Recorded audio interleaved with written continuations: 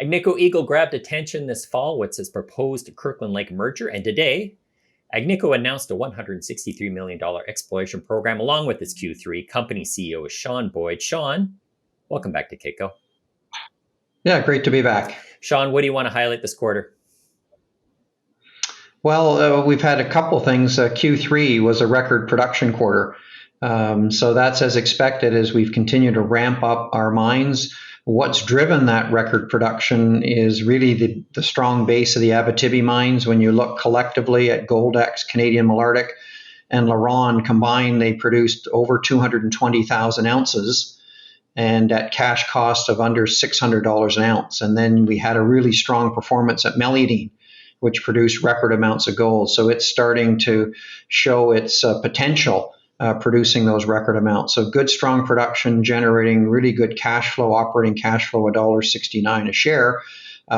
So again, as expected, strong production, strong cash flow. And then we've also had some really good exploration results as we spend the largest budget that we've had in over 60 years of being in the gold mining business. Where are you with the merger? You received some feedback from some regulatory bodies? Yes, we've got approvals in Canada. So as we move forward, the vote is on November the 26th. And then the last piece is getting sign off by the regulators in Australia, which should be fairly straightforward. So we're excited about moving forward and should have everything done earliest or latest early in 2022, but possibility that everything gets done before the end of this year. So we're hopeful that we can get it done by the end of this calendar year. I want to talk about exploration that you're doing, but first let's just talk about the quarter and talk about some costs. I noticed, it's a theme that I'm seeing that COVID has come back and disrupted some miners. I think about South Gobi Resources. They had the news today about having difficulty shipping into China. Newmont also had some disruptions at its Australian mines. I also noted later in your quarter that you said there was some impacts from COVID at Agnico. Well, impacts at the Hope Bay operation, and that's a contract workforce coming out of Western Canada, where unfortunately they had a spike in COVID cases in the fall, so that impacted that operation. But when we step back and look at the operations in their entirety, COVID we've managed pretty well in terms of not having it impact in a big way our productivity or our cost structure. So looking forward, what we see, as we said in the press release, is we're seeing price increases on consumables to the tune of about 5 to 7%. So costs have bottomed from an industry perspective, and we're starting to see some price pressure on the consumable side. So that should carry over into next year. You also mentioned in the quarter that it was kind of broad-based, and you see that happening across the industry, and you specifically noted diesel. Well, diesel, certainly with the oil price, we're fortunate that the biggest part of our business in terms of diesel consumptions in the far north, we order that a year ahead of time. So we're somewhat insulated in terms of when that starts to impact the business.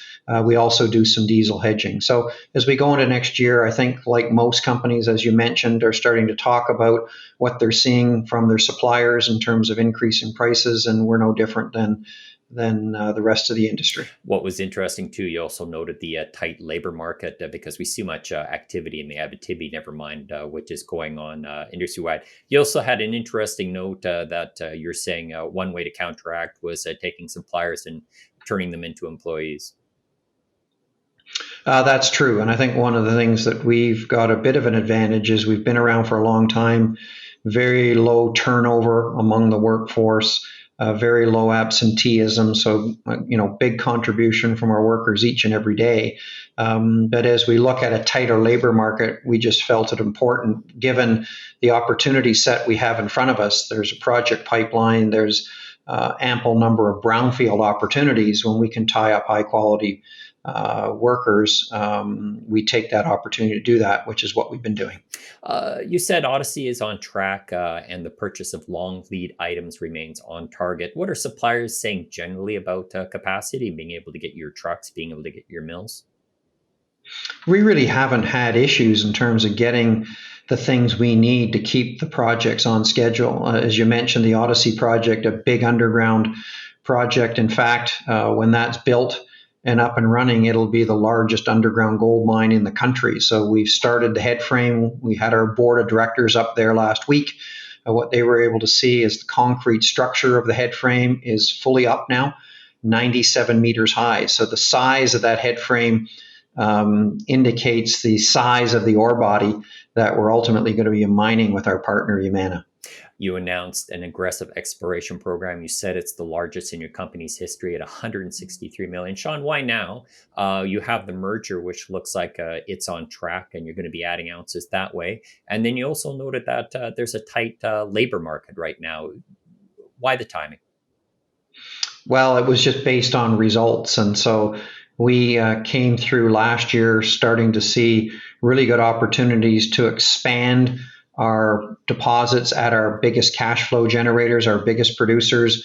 That's pointing us to more brownfield opportunities to either increase production or extend the mine lives of these big cash flow generators.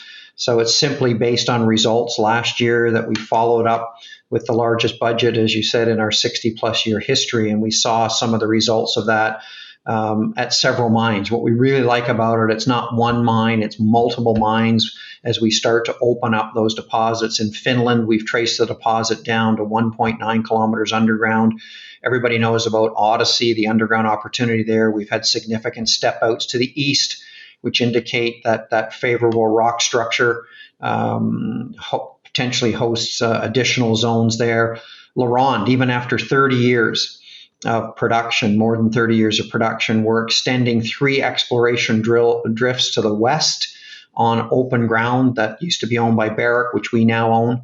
Meliadine, as we drill deep, we're getting high grade, good intersections. So when we look across the platform, we're seeing really good upside in those projects. And then, as you mentioned, talking about the merger, Kirkland Lake's projects also have good potential to grow. So when you combine them, look at the size of the combined production platform, 3.4 going to 3.6 million ounces, with a huge chunk of that in Canada. And then when you combine that exploration platform, a number of the main mines in that broadened platform are seeing good exploration upside. So it's going to be unique among the large gold producers to have a lot of value to be created going forward, focused on exploration. You combine what Agnico's spending this year, 160 million, Kirkland would be spending more. Those are the two of the largest exploration budgets in the industry. And if you look at the history of both of the companies, Kirkland and Agnico, both have created lots of value per share based on exploration success, backed up by solid budgets and consistent budgets for many years. What's the long-term gold production look like at Agnico, Sean? Well, it's still growing, and it's still growing as we've built the Nunavut base. We're able to continue to expand and grow that production base. We've got expansion opportunities in Finland, which we're working on. At LaRonde, we're into a high-grade zone. Meliadine's also going through an expansion phase. So we've got a platform that's going to continue to grow. When we look at the combined company with Kirkland Lake, meaningful producer, be third largest in the world. The nice thing about that, it's in pro-mining regions, and as we've said already, it's got tremendous exploration upside across the portfolio. And we can see some of that today, and I'm sure we're going to see more updates from an exploration standpoint from our partners at Kirkland. So a lot of positives on the exploration front. And lastly, Sean, how is gold looking to you? Gold is stuck right now, and I think it's stuck because investors are still trying to determine what inflation's going to look like as we move forward. And we're in that camp where inflation's not transitory, and we can see prices starting to go up. We can see that end consumer prices are starting to increase. Ultimately, we think that boils back to the average worker who's going to demand more. So what we would see is more permanent inflation down the road. That's a recipe for higher gold prices. So I think what we're seeing now, the gold businesses are doing pretty well, between $1,700 and $1,800 in terms of their ability to generate significant cash flow. That only gets better as we move forward in a rising gold price environment, but the shares are not reflecting that now clearly. So that's the opportunity. position yourself in the high quality names, and you're going to do well just based on the quality of the businesses at this gold price. And when gold prices move higher, you're going to do that much better. Sean, thank you for speaking with Kitco. You're welcome. Nice to be here. He is Sean Boyd, CEO of Agnico Eagle. My name is Michael McRae, and you are watching Kitco Mining.